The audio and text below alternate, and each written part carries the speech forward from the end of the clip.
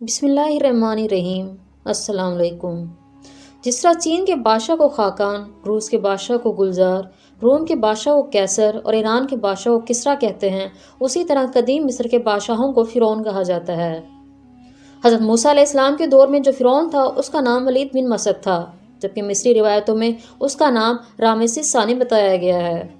فرعون خود کو نہ صرف مصر کا بادشاہ بلکہ خدا کہلواتا تھا اور خود کو مقدس ہستی ظاہر کرتا تھا۔ وہ اپنی رعایا سے کہا کرتا تھا، میں تمہارا سب سے بڑا رب ہوں۔ وہ نہایت ہی ظالم، سرکش اور متکبر انسان تھا۔ وہ لوگوں کو چھوٹی چھوٹی غلطیوں پر سخت ترین سزائیں دیتا۔ فرعون کی حکومت میں بنی اسرائیل کی حالت بدترین تھی۔ ان سے مصر کے تمام عہدے چھین لیے گئے تھے اور ان پر قبطی لوگ بے انتہا ظلم و ستم ڈھاتے تھے۔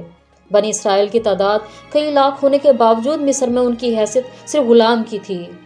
فرعون نے یہ حکم جاری کیا تھا کہ لوگ اس کے آگے سجدہ کریں، اور بنی اسرائیل میں سے جو شخص بھی اسے سجدہ کرنے سے انکار کرتا وہ اسے کھولتے ہوئے تیل میں ڈلوا دیتا۔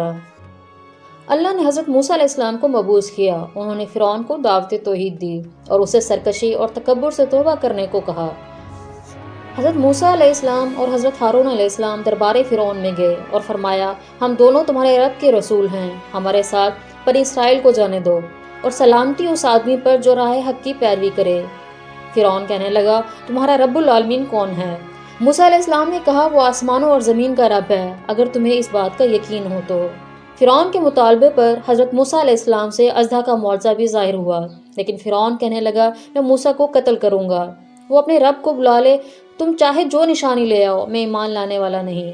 لہٰذا اللہ نے فرعونیوں پر ٹڈیوں، مینڈکوں اور خون کا عذاب بھیجا، جو موسیٰ علیہ السلام کی نبوت کی واضح نشانی تھی، جس سے وہ مصائب میں مبتلا کر دیے گئے۔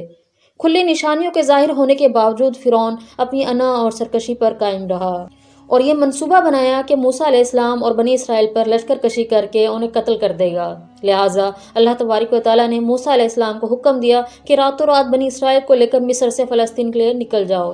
لہٰذا آپ بنی اسرائیل کے ساتھ نکل پڑے۔ ادھر فرعون نے اپنے پورے لشکر کو جمع کیا اور آپ کے تعاقب میں نکل پڑا۔ شام کے وقت تک وہ بحیرہ احمر کے کنارے پہنچ گئے۔ اللہ نے قرآن مجید میں اس تاریخی واقعے کو کچھ یوں بیان کیا ہے، بس انہوں نے صبح کے اجالا ہوتے ہی ان کا پیچھا کیا۔ جب دونوں جماعتیں ایک دوسرے کو نظر آنے لگی تو موسیٰ کے ساتھیوں نے کہا، اب ہم یقیناً پکڑ لیے جائیں گے۔ موسیٰ نے کہا، ایسا ہرگز نہیں ہوگا، بے شک میرا رب میرے ساتھ ہے، وہ ضرور میری مدد کرے گا۔ تو ہم نے موسیٰ کو بذریعہ وحی کہا کہ آپ لاٹھی سمندر کے پانی پر مارو، اور سمندر 2 حصوں میں پھٹ گیا اور ہر ایک حصہ ایک بڑی پہاڑ کی مانند ہو گیا۔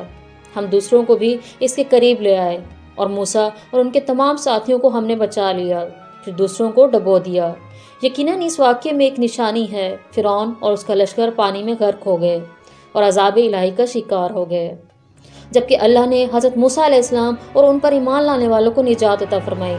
دنیا میں آل فرعون کو سمندر میں غرق کر کے سزا دی گئی اور آخرت میں ان کے لیے شدید ترین عذاب ہوگا، جیسا کہ اللہ نے قرآن مجید میں فرمایا، اور فرعونیوں کو بڑے عذاب نے گھیر لیا اور وہ لوگ صبح و شام نار جہنم کے سامنے پیش کیے جاتے ہیں، اور جس دن قیامت آئے گی اللہ فرمائے گا، فرعونیوں کو سب سے سخت ترین عذاب میں داخل کرو۔